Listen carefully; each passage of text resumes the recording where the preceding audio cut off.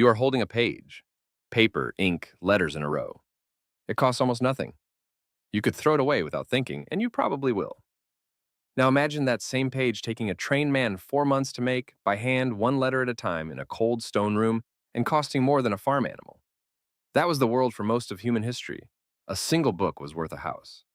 So how did it get so cheap? Ask almost anyone, and you get one name: Gutenberg. It is on the tip of every tongue. It is in every textbook. And it is, at best, half true. Here's the problem with that name. By the time Johannes Gutenberg was born in the German city of Mainz around the year 1400, movable type was already about 400 years old.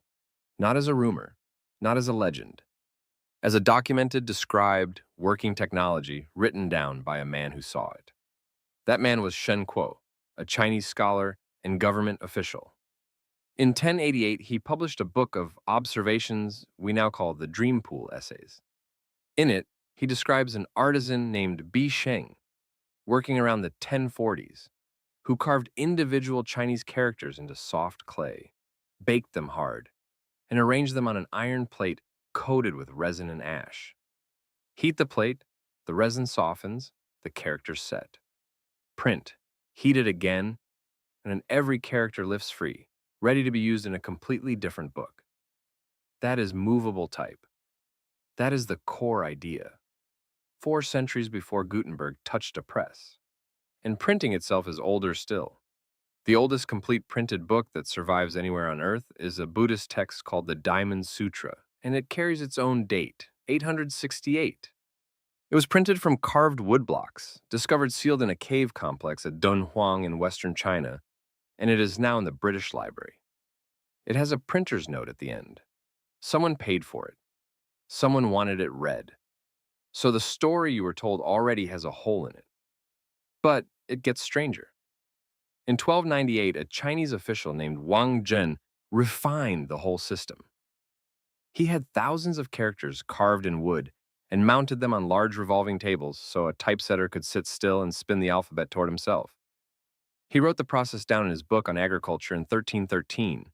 He was not printing scripture. He was printing farming manuals. And then move east to Korea, because Korea did not stop at clay or wood. Korean craftsmen under the Goryeo dynasty cast type in metal. And we know this because the book survives. It is called the Jikji. It was printed at Hyungdeok Temple in the city of Cheongju in 1377. It is the oldest surviving book in the world, printed with movable metal type. And it exists today in the National Library of France, in Paris, where it has sat since a French diplomat bought it in the 19th century. 1377, metal type, 78 years before the Gutenberg Bible. So why does nobody say the name Bi Sheng?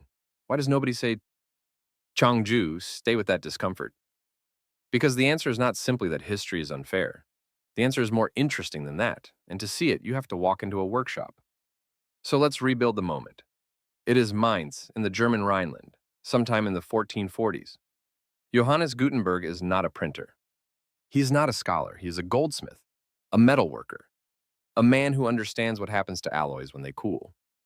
We know something about his character from a lawsuit, because Gutenberg spent much of his life in lawsuits. In 1439, in Strasbourg, he was taken to court by the family of a dead business partner. The venture in question was not books. It was polished metal mirrors, to be sold to pilgrims traveling to see holy relics at Aachen. The pilgrims believed the mirrors could catch and hold the holiness of the relics on the way past. The trip was postponed. The investment collapsed. The court records survive, and inside them are references to a press and to a secret. Hold that image. The man we credit with the printing press first appears in the historical record, selling magic mirrors to pilgrims and losing money. Now, the workshop. What is he actually doing? He's not inventing the idea of printing. He is not inventing the idea of movable type. He is solving a metallurgy problem, and it is the single most important detail in this entire story. Here is the difficulty.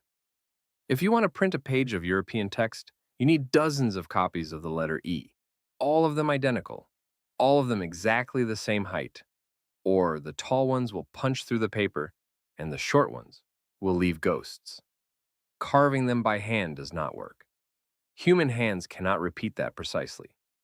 So Gutenberg builds a machine to make the letters.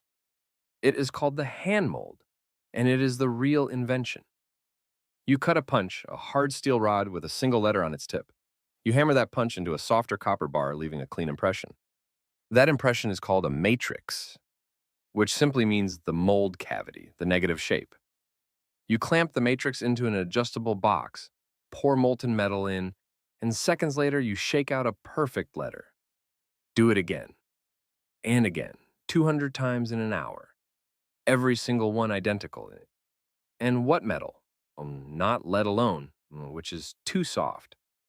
He works out an alloy: lead, tin, and antimony. Antimony is unusual. Most metals shrink as they cool.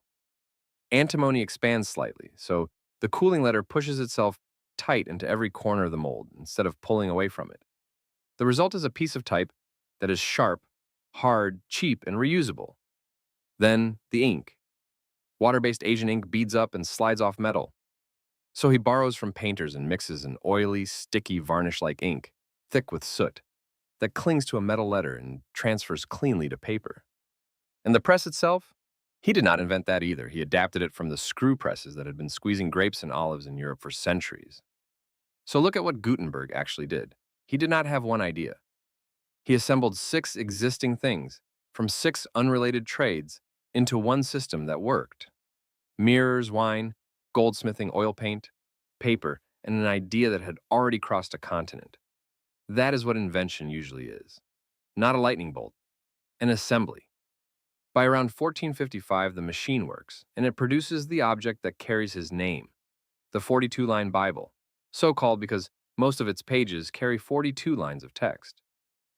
Around 180 copies. Roughly 49 survive today, and they are among the most valuable objects on the planet. Now the twist. Gutenberg did not get rich. Gutenberg did not even get to keep the press. To fund the work, he had borrowed heavily from a Mainz financier named Johann Fust. In 1455, at almost exactly the moment the Bible was finished, Fust sued him for the money. Gutenberg lost the case. He lost the workshop, the type, and most of the printed Bibles. And the man who took over the business? Peter Schoeffer, Gutenberg's own assistant, the skilled craftsman who had worked the type. Schoeffer went to work for Fust, and later married Fust's daughter. Their books were the ones that carried a printed colophon, a little signed line at the end announcing who made them. Gutenberg's masterpiece carries no name at all. He did not sign it. The most consequential book in European history is anonymous. He drifted. In 1462, war tore through Mainz, the city was sacked, and its printers scattered across Europe, carrying the secret with them. The theft of the technology was also its explosion. In 1465, an archbishop granted Gutenberg a courtier's pension. Grain, wine, clothing. A comfortable ending, not a triumphant one. He died in 1468. There was even a rival claim, pressed for centuries by the Dutch, that a Haarlem man named Laurens Janszoon Koster got there first, and that his type was stolen by an assistant who fled to Mainz. The story appears in a book published in 1588, more than 100 years after the fact. There is no surviving Koster book, but the fact that people fought so hard over the credit tells you what the prize was worth. Does it matter who was first? The historian Elizabeth Eisenstein spent a career arguing that it does, but not in the way you would expect. In her 1979 study of the printing press, she made the case that the machine's real power was not speed, it was fixity. Once a text is printed in 500 identical copies, an error can be spotted, corrected, and the correction can spread. Knowledge stops decaying with every copy and starts accumulating instead. Scribes made every book slightly wrong. Print made every book identically wrong and identically fixable. That is the invention. Not the press, not even the type. The idea that a fact could be pinned down, mass-produced, and checked by strangers who would never meet. Everything you consider modern grew out of that. The scientific paper, the newspaper, the sheet of paper on your desk that a machine printed for a fraction of a cent. The screen you are reading this on right now is running the same trick, identical copies, everywhere, instantly. So who actually invented the printing press? Bi Sheng, working clay in the 1040s? Wang Zhen spinning his wooden alphabet, the unnamed Korean casters of Changju, who put metal type in a mold in 1377, a German goldsmith who wanted to sell mirrors to pilgrims, and who solved the last hard problem, and who then lost everything to his own accountant. Not one person. A relay race, running for 400 years across half the world, and the man who happened to be holding the baton at the finish line got his name on the trophy. Look back down at the page. It is still paper, still ink, still letters in a row. It still costs almost nothing. But nothing about it was free. It took 1,000 years, 4 civilizations, a wine press, an alloy of antimony, and a lawsuit that ruined a man to put those letters in front of your eyes. You are not holding a page. You are holding the ending of a story nobody finished alone.